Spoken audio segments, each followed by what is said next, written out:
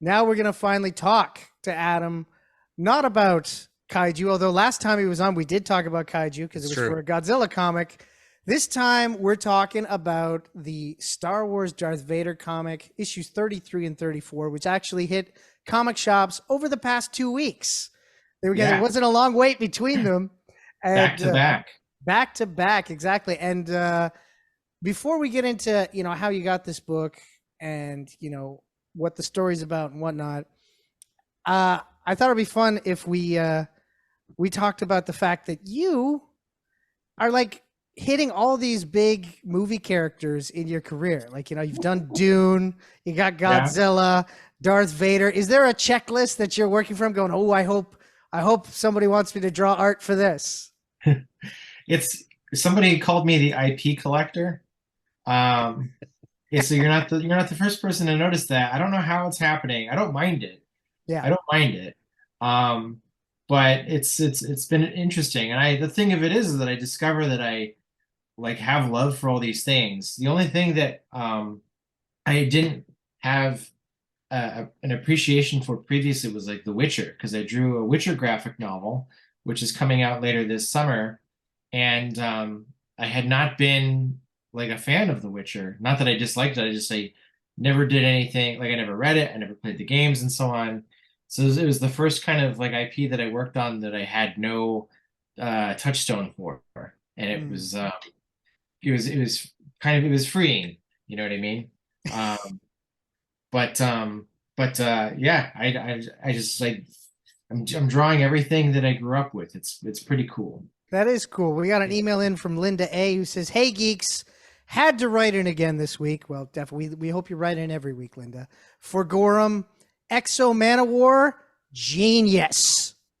So your work on Exo Manowar is genius. Oh, cool. Well, thank you, Linda. Nice. I think the first time we had you on the show was when you did that crossover event issue with Exo Manowar in it.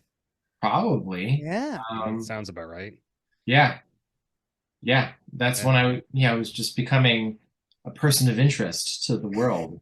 Well, you've always been a person of interest to us, especially me, because you're awesome. And actually, one Oh, of the thank other you. IPs that you've recently, like not recently collected, but has a recent touchstone, of course, is that a few years ago you did a Rocket Raccoon comic, and of course, Yes. Guardians 3 is in the theaters right now. You just keep like it's like you're building them up on the sly too. That's what I notice about you. It's like and of course Rocket is a big part of this movie. Have you seen the new movie? I haven't, no, I haven't had a chance to. I've been a very good boy and have been sitting at home and drawing, but I've really wanted to. I had a few people reach out to me and ask me if I had seen it, and they were like, just different things because they had felt like elements of the comic that we worked on were either like, physically or metaphorically present in the movie. I have to take their word for it, but no, I haven't seen it. I'm excited to because I Rocket's my favorite character in the whole MCU. I Oh, think, wow. Not just the yeah, team, but the entirety of he's Marvel yeah, he's my Comics. favorite character in the MCU. He's like one of the characters that I look forward to seeing most. And when I do watch these movies again, like he's just I feel like he's one of the best. Like he's the most figured out, the most fleshed out. Yeah, he's so I feel cool to have gotten to draw him. I don't know if it's because I've drawn him that I feel closer to him, but yeah, so I'm looking forward to see it. Is the short answer to your question? Well, then, if you think that if you already think that he's a fleshed out character in the MCU, Yeah. you're really gonna like this film because he's fleshed out even more here. So it Yeah. is his movie. So Yeah. Oh boy. there you go.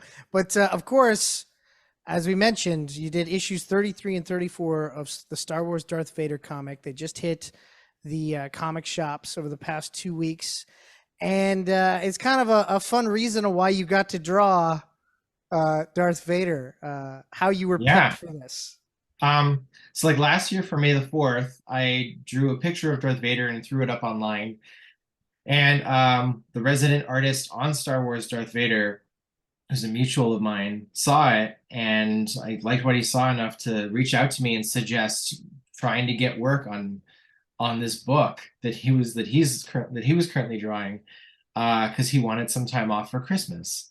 And so he put me up to it, and it wound up working out. And he got to take the holidays off, and I got to ignore my family to draw Star Wars comics. Um, but it all worked out. So I mean, it was yeah. So this job came out about in a very unique way, because it's not often where you'll have an artist basically, ask you to do their job for a little bit while they kick back. So Well, at least in the situation where you actually get to take credit for it. In the past, there have been many artists that have gotten other artists to take their jobs and not give them credit. So that's a step up. That's good. yeah, this is one of those happy stories, not one of those professional home wrecking stories, I guess. Yeah, not one of those. Yeah, I know Jerry Robinson drew this, but just put my name on it. Put my name on it. Yeah, definitely not one of those. Not one of those at all. Oh my God. But this is a cool story that you got to come on for. There's like a force wave going across the galaxy, and it's really kind of fucked up Darth Vader's control over the force, right? Yeah, I was so psyched when I finally got to read the script, because normally when you get offered a job, especially with Marvel, they don't often tell you like what's in store for you. You know what I mean? And so I don't always know, like I remember being offered some work on Immortal Hulk, which was a book that I was enjoying as a reader. And I got the chance to draw it, and I was so psyched. And I was like thinking about how I was going to like draw the Hulk and stuff. But the section I drew, no Hulk. So I've learned from that. So when I was, when they were going to give me the gig, I thought, well, maybe these issues will barely feature Darth Vader. Like, maybe I'll be like that kind of fill-in guy where it's like, let's follow up on these characters that don't get enough attention or something like that. But it wasn't. It was Darth Vader full on, just losing his shit and destroying stuff with the Force, and it was so cool and metal. So I was really, really excited when I finally got the script and read it. And it was like, I'm reading the description. It's like, Darth Vader destroys a door. Oh no. And then, oh my God, he's destroying a wall in the spaceship. Now he's out in space and he's destroying the spaceship itself. Ah! So I was just so pumped. And I had a few, I've got more than a few friends who are big Star Wars fans. So I let them know. And I was like, it's just Darth Vader causing havoc. It's like, it was really, really, really cool. So I feel very lucky to do those two issues. Were just like, all it is just like destroys this, destroys that. So yeah. Well, that's the thing. I pictured in my head you getting that script, reading it, calling up Fred Kennedy, and basically telling him all this stuff so he could get a big Star Wars boner off of it. That's basically yes. So our good friend Fred, uber Star Wars fan. I'm gonna say he couldn't handle the news right away. He was like, "Don't tell me this. I can't hear this, Adam. I love Star Wars so much." And he's like, "I want to work on Star Wars so bad. I can't hear this." And I had to, but that didn't stop me. Of course, like, you're gonna hear this and you're gonna love me for it. And then he offered you the cover to Dead Romans. No, I had that in the bag. Oh, okay. That was yeah. If he had anything to hang over me, I wouldn't have been so cruel, so casually cruel about needling his feelings. But he had nothing, so I stuck it to him. We endorse this. This is it's always fun to bug Fred. I remember friendship is neat. Yeah, no, 100% it is. I remember when you posted the one image of Vader not too long ago in black and white, the original art, and I was like, wow, that is a sexy looking Darth Vader pose right there. It looks, and then when I see it in the comic in full color, in full, like within the confines of the story, it's very sexy is what it comes down to. Thank you. It's super sexy. I'm not going to say I wasn't excited. I am. I'm always excited about Star Wars, but no, it's great stuff. And that's the thing. Your art style. So we've known you for years and we've seen your art evolve over that time. I was thinking about it the other day because it's like, it's so interesting having known you this long and seeing the journey from your independent roots all the way through to now your professional roots, like your professional work, and seeing that change in your style, like as you continue to develop what is your Gorham style. Yeah, actually, you know what? I was kind of talking about this same thing recently with my oldest daughter when I was trying to convince her that I'm a big deal and pretty cool. I was talking about my journey through comics, and yeah, like I think I've reached a point with my style and my ability where it's suitable for it's suitable for something like Star Wars, because these kinds of books, like they're popular, and these are it's subject matter that everybody knows and loves. So I mean, like when you draw a spaceship, it has to look on model, and when you're most of these most of the characters are based on actors, and so like I have to be able to capture all that. So I feel like I've reached a point in my ability where I can do that successfully and not have anybody like send me death threats or something like that. So I feel like it's a bit of a graduation, and I was very nervous too because I had people warn me that drawing books like Star Wars can be really, really tough. Like the notes from Lucasfilm are unrelenting, and like my friend Mike Walsh has drawn a couple things for Star Wars, and he was like, "Watch out, it's gonna come."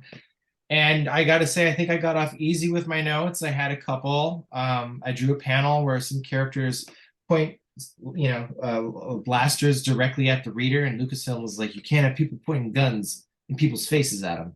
So I had to redraw that a little bit, but for the most part, it was okay. I just wound up having way, way more fun than I thought I would. I was excited to do it, but it was even more fun than I. But I will say, James, you mentioned that piece of art that I posted, and it was the first thing that I drew for the book, if I'm not mistaken. If it's the one you're thinking of, it's like a splash page of Darth Vader just ripping up the floors and stuff. That's the one. Yep. Yeah. When I handed in my first version of that, and I worked really hard on like how what I wanted a pose that showed like his power, but also his like lack of control over it. And so he's got he's kind of hunkered, he's kind of in a squat position. His hands are down below his waist, and I got a note from the editor in chief saying it kind of looks like he's cradling his balls. And I was a little deflated over that, I won't lie. But I was like, all right, all I have to do is just draw it so that he's not cradling his balls, I guess. Should be pretty easy. But it wasn't. There you go. It's what? It's hard. Sometimes you're cradling the balls, sometimes you're not, and it's hard to know when. Really. Yeah, no, for sure. I like, and that actually, like I mentioned, like your art style evolving over time. Do you today, like, give the rest of us a bone because you are so talented and you are so good at what you do. Is there something that even today that when you're doing art that you kind of go, shit, I gotta do this right now? Wait a second. You've actually touched on this week on Twitter, haven't you? It's billowing sleeves. Oh my God. Yeah. I just drew a character that had like long flowing sleeves, and I was and a skirt no less, and like fabric in motion, and especially sleeves because they just they've got an opening, and it stumped me for like a good couple days, and I was like picking up material and like waving it around, and it was a whole thing. So billowing sleeves are my latest nemesis in a long line of artistic nemesis. But I mean, like drawing buildings really gives me a run for my money. I feel really pathetic whenever I have to draw buildings to this day. And I don't know why. I was told you're supposed to treat buildings like characters, and then they come easier. And they're just, yeah, I don't know. But that's the one thing. I don't know if I'll ever get over that. Yeah, I just had to draw some structures, and I probably swore. But I met my swear quotient for that week just drawing that building. Can I give you some completely unsolicited, non-professional artist advice about that? Yes. Rulers. Oh, frig. Yeah, he'd never heard of those, though. Ah. Very good. Actually, the whole non-solicited, not asked for, we actually have to put that in there legally now. Yeah. Yeah. We've been told by the lawyers that Green has to say that before he brings up rulers. Just in case. You never know. Before he brings up rulers specifically. Specifically, yes. We have a lot of artists on the show, so there's yeah. Anyways, I can't really talk too much about it, but it's a thing. My mind is like spinning at like what harm rulers could bring, but a lot. You yeah, I suppose so. My God, but Adam, working on the Darth Vader thing here, of course, Greg Pak, the writer of the book, has been writing it for a while. And within these two issues, there's like an interesting, like basically looking at philosophies of the Force and like focusing kind of on the Sith in the sense that fear doesn't lead to suffering. Oh, sorry. Yeah. Is it fear? No, hate. I can't remember. Hate doesn't lead to suffering. It leads to power. And yeah, and I thought that was kind of interesting. And basically, the character Sabe is like debating on which side of the Force she believes in. Does it lead to suffering or does it lead to power? For you, what do you feel it leads to? Are you more with the Sith saying it leads to power? Are you more with the Jedi saying it leads to suffering? So, I mean, I'd like to think that in the big picture, I'm more on the side of the Jedi. But on like a day-to-day thing, I'm probably more of like a Sith. Like, like I ate the last of the ice cream in the drum. You know what I mean? Like that kind of like I'm Sith in small ways. I'm Sith with a lowercase s. Right. But I'm Jedi with a capital J. But it's like it's a little hard to argue that in this day and age there's people in power who got to power for not great reasons and remain in power for also not great reasons.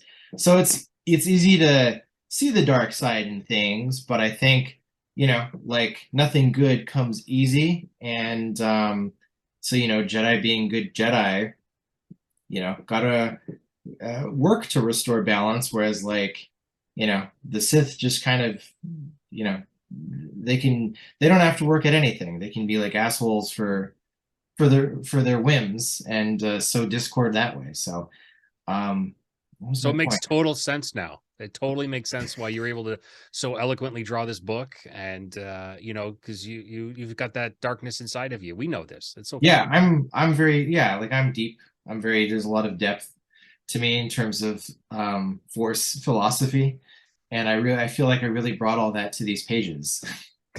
There you go. Oh man, and I felt it. I was actually looking at those pages going, judging by this, Adam is a lowercase Sith. He is. It's so true. And after hearing how you tortured Fred, yeah, that is very Sith-like. Yeah. It verged on capital S Sith a couple moments there, and he was like, it breaks my heart to hear this, because then I was like, you're gonna hear it, Buster, and it brought, but I think it's good for him. I think he learned something. There you go. Now, before we get going here on this, something that I saw that on your socials that interested me recently is that you recently went to your kid's career day to talk about comics. Yes. How did that experience go? Were there a lot of kids who were interested in the comics realm, or were you swearing them off, going, "Listen, there's no money in this"? It was fun. It was a weird experience. So, like, actually, it wasn't even for my kids' school. Oh, okay. It was we have a neighbor of ours in the neighborhood I live in. Her son's school. She's a teacher, but her son's school needed volunteers for this career fair, and asked if I would volunteer my time for a couple hours in the morning. And I thought, sure, why not? Because it's a 5-minute walk from my house. And by the way, for anybody listening, if you want me to do something, if it's 5 minutes from my house, there's a good chance I'll say yes. But anywho, within reason, we have to put that in there. Within reason. There you go. Big asterisk after that, for sure.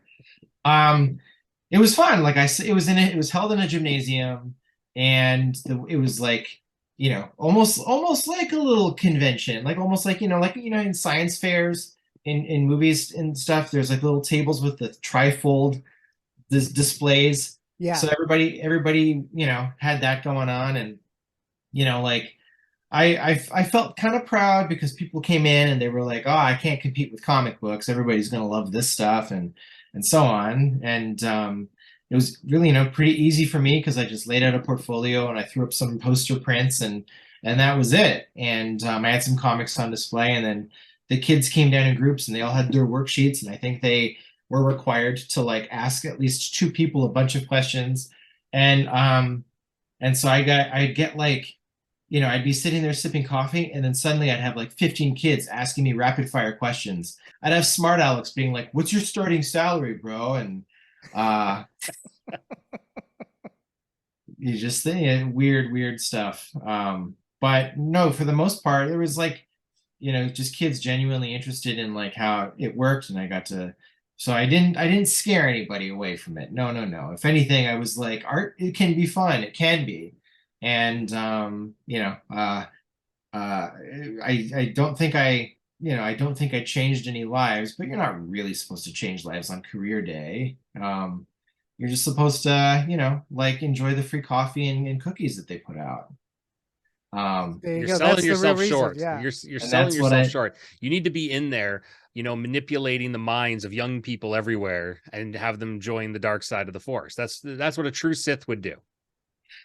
Well, I mean, like with, Sith, they operate in twos, right? So there's always a master and apprentice. So I really just, I don't want, Sith are also, they're power hungry. They don't want to share that power, right?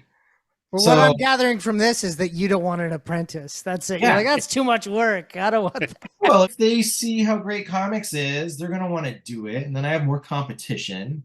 And Marvel's gonna be like, we can't give you more with Darth Vader because some kid who met you at a job fair turned in their portfolio and it's like really freaking good. I can't have that. It's gonna nip that in the bud. There you go. Exactly. Did you make sure to have the picture of you covered in ink from your ink mishap from not too long ago? No. That's what you should do. That if you want to stop young budding artists, just put that up there and go, "This is your life." I should make that my banner, I think. There you go. There you go. Well, at a comic convention, I think that would actually make you have longer lines. I don't know. I know I've seen you at conventions. You like to take rests too, so. Oh, I love a good convention rest. I want to do the George Costanza thing and have like a nap station built under my table. Yeah, That totally tracks. I've been pitching that to the Raid Studio for years of having them all their tables get put up on a riser so that there's like a bed compartment under each table. Yeah. Well, I mean, they're, that's a fine idea, but they're not working that hard at Raid. I don't think so. No, exactly. So might as well go take a nap, is what I'm saying. Oh, throwing shade here, Adam. Oh, all right. Let's get the tea going. I'd actually like to put out here that Geek Hard does not endorse the comments of one Mr. Adam Gorham, and the Raid Studio is a great studio, and we hope to continue to have a fantastic relationship with them. They're a pillar of the Toronto comics community. That's correct. Yeah. They just got to show more hustle. Which is why clearly you're so jealous of them right now by you saying these dirty things on our show. But that's cool. We still love you as much as we love them. We love you too. This is not sweat dripping off of me in my hot office. It's envy. There you go. Dripping with envy. Well, you have now become an artist that is to be envied as well, sir. And the Star Wars Darth Vader issues are once again another example of that. Adam, it's been so great to have you back on, man. We got to meet up in person again sometime because it's been far too long since Mr. Green has massaged your shoulders. Yes. Well, I suppose I'll see you all in Fan Expo. Yeah, God willing. That's the whole. If we both live that long, if me and Green make it to Fan Expo, yes. If the Force wills it, yes. Exactly. That's right. Oh man. Well, Adam, thanks so much for coming on, man, and we look forward to talking to you again, man. Have a good night. Thanks. You too. Thanks for having me. Good night, everybody.